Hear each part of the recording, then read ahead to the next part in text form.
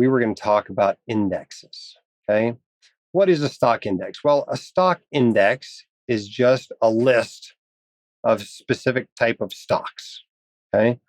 And they're made in all kinds of different ways. Most of them are what is called capitalization weighted, okay? Meaning the bigger the company, the more of the index it takes up, right? So if you're looking at NVIDIA or something right now, you'll find out it's like 5% of some stock indexes because it's a really big company right now, right?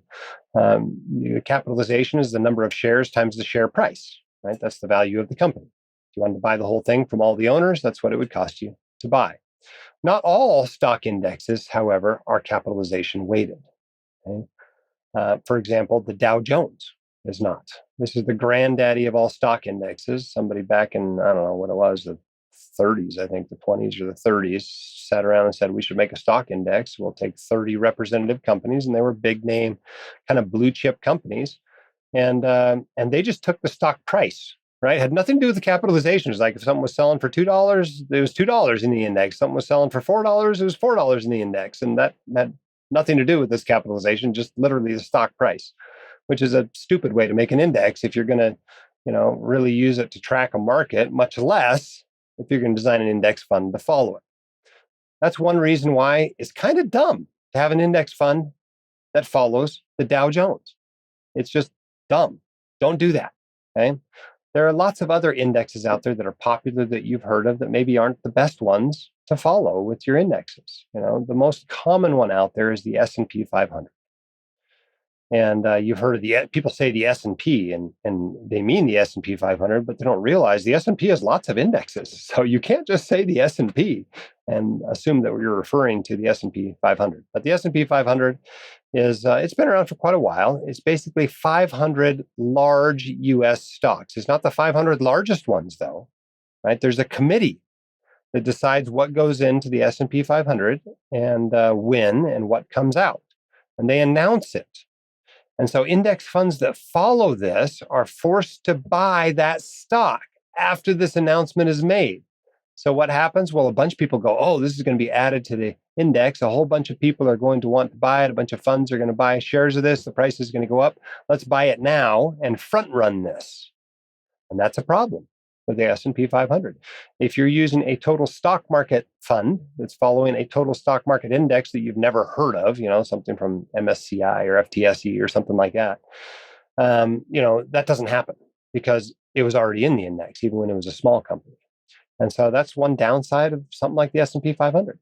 The other thing is it's technically not 100% passive to do that, right? Because there's a committee deciding what goes into the index and what comes out of the index. Now, it doesn't have a huge effect. If you look at the correlation between the S&P 500 and a total stock market fund, it's pretty darn close, like 0.99. But it's not an awesome index. So I don't own index funds that follow the S&P 500. Sometimes it's all you got in your 401k. If your 401k is the federal TSP, its C fund is an S&P 500 index fund. You don't have a choice. If that's where all your investments are, you have to use that, and it's fine, but it's not ideal. I prefer a total stock market fund that has 4,000 stocks in it, an S&P 500 index fund that only has 500 stocks in it. You get mid caps and small caps with the total market fund, whereas you only get large caps with the S&P 500. Other indexes out there, you might have heard of the Russell 2000. This is a very popular small cap stock index. And there's lots of funds and ETFs that follow this index or a variation of it. But it's not an awesome index. It has all kinds of issues. I've written a blog post about the issues with the Russell 2000. And frankly, I wouldn't invest in an index fund that invests in the Russell 2000. I don't think it's a very good small cap index. And when you're talking about index funds, one of the things that matters the most is what index is it following? And the Russell 2000, for various reasons, just is not a very great index. And it certainly is not an index that is designed for an index fund to follow. Another one that's popular out there, people talk about, is basically the NASDAQ, right? So you can buy an ETF, very popular ETF called QQQ. And all it does is follow the stocks that are traded on the NASDAQ. Now, there's basically 3 stock exchanges in the US, right? You got the New York Stock Exchange and the American Stock Exchange, and you got the NASDAQ, right? But it doesn't really matter what exchange a stock is traded on. There's no reason whatsoever why you would be interested in an index of just the stocks traded on the New York Stock Exchange or just the stocks traded on the NASDAQ. Is kind of a silly way to do it. Now, people got super interested in this back in the 90s because most of the stocks trading on the NASDAQ were tech stocks. And so investing in QQQ was a way to like tilt your portfolio toward these high flying, growthy tech stocks. It's basically the equivalent of what we call the Mag 7 today, right? All these techie stocks that have had great growth the last few years. Well, obviously that didn't end super well in 2000 to 2002. But it's just a weird way to construct a stock index, right? If you wanted a tech tilt, well, buy an index that tracks all the tech companies in the world, not or in the US or whatever, not just the ones that are traded on the NASDAQ, right? It's silly to do it that way. So not a great index. So pay attention to the indexes, although these are the ones the media pays attention to. These are not the best indexes to use when you're buying index funds. One thing you will notice they're used by, however, is the insurance industry, right? The insurance industry has all these index-linked products, and the options industry has all these products where the options are based on the indexes.